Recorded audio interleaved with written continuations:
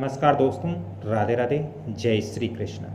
दोस्तों, आज इस युग के अंदर हर माता पिता यही देखते हैं कि हमारे बच्चा जो बच्चे हैं वो आगे तरक्की करेंगे या नहीं करेंगे, परिवार का नाम रोशन करेंगे या नहीं करेंगे, समाज में, देश में तरक्की करेंगे या नहीं करेंगे, मान सम्मान प्राप्त करेंगे या नहीं करेंगे, यही चिंता हर माता पिता को रहती है। दोस्तों, आज मैं इस वीडियो के अंदर आपको ज्योतिष के आधार पर कुछ चीज़ें समझाने जा रहा हूं। दोस्तों, पहले तो आपको ये समझना चाहिए कि आप जब अपने बच्चे की या आप स्वयं अपनी कुंडली आप सामने रखते हो तो आपको बहुत सारे लोगों को ये पता नहीं होता है कि कुंडली कैसे देखते हैं, क्या होता है। दोस्तों, मैं साधारण चीज़ें यहाँ आपको बताने जा रहा हूँ। दोस्तों, आप कुंडली खोलते हो तो कुंडली के अंदर लिखा होता है लगन कुंडली।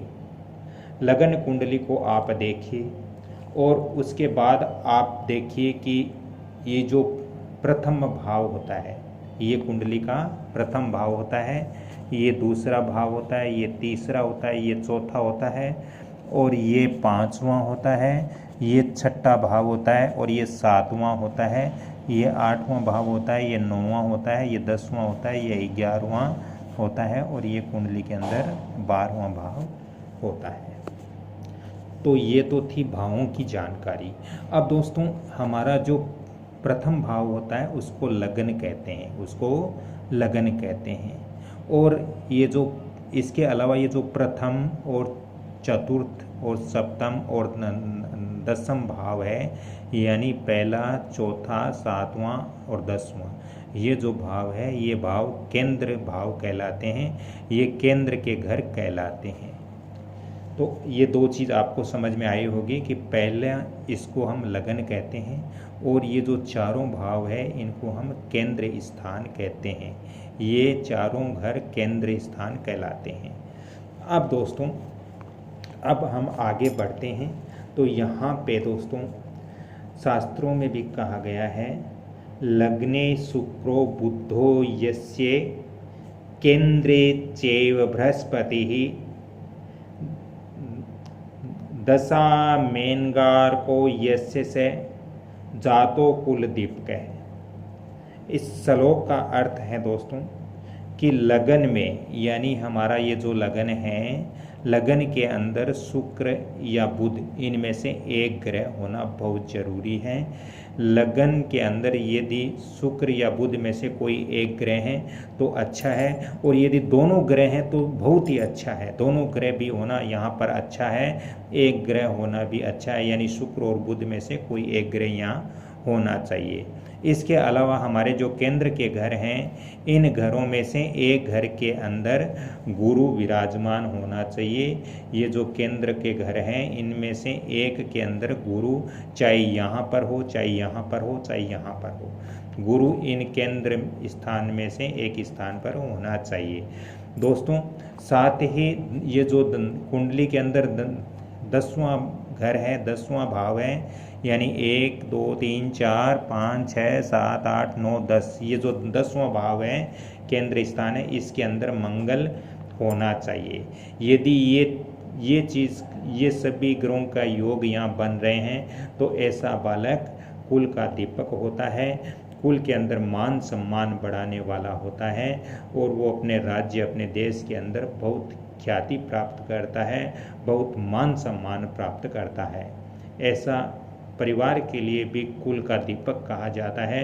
ये परिवार के सभी सदस्यों का मान सम्मान बढ़ाने में इस बालक का या इस व्यक्ति का बहुत बड़ा हाथ होता है।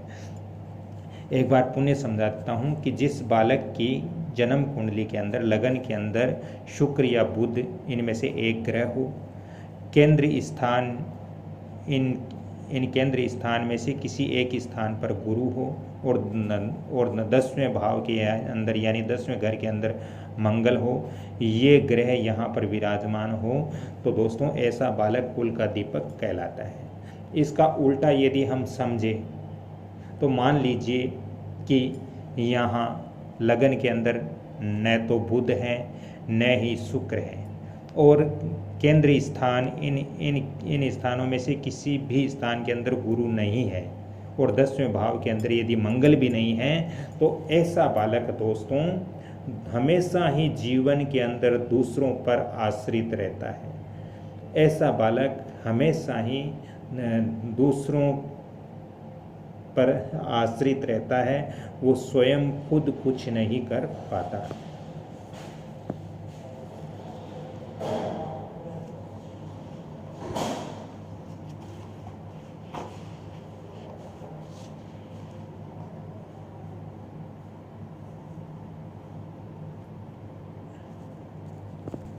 तो दोस्तों आज मैंने बताया ज्योतिष के अनुसार बालक की कुंडली में कौन से योग होते हैं तो बालक कैसा होता है।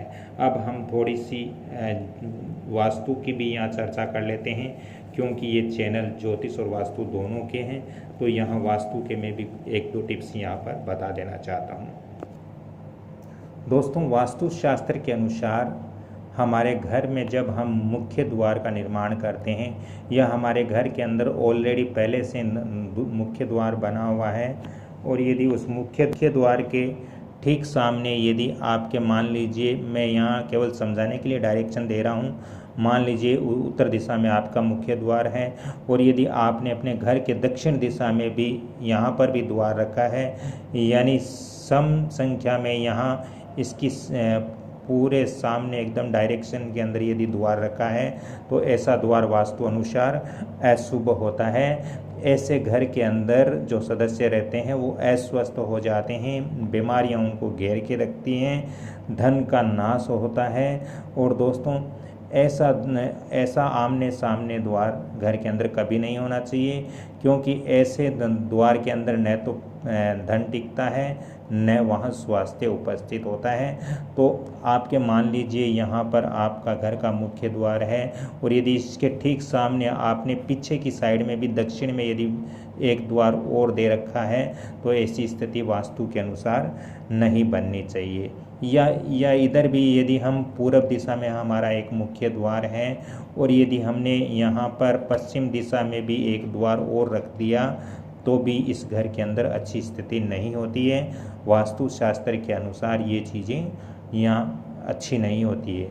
इससे इस घर के अंदर स्वास्थ्य पर बहुत गहरा असर पड़ता है, साथ ही आर्थिक स्थिति पर भी बहुत गहरा असर पड़ता है। यदि ऐसी स्थिति बन रही है तो आपको एक ही डायरेक्शन के अंदर द्वार रखना चाहिए, दूसरे वाले डायरेक्शन का द्वार बंद कर देना चाहिए। तो आज की मेरी ये ज्योतिष और वास्तु की जानकारी आपको कैसे लगी? यदि आपको अच्छी लग रही है तो कृपया आप इस वीडियो को लाइक करें, शेयर करें और सब्सक्राइब जरूर करें। बेल आइकन घंटी के निशान पर भी क्लिक करें। अगली कड़ी में फिर मिलता हूँ, तब तक के लिए आपसे क्षमा चाहता हूँ। राधे राधे, जय श्री कृष्ण, धन्यवाद।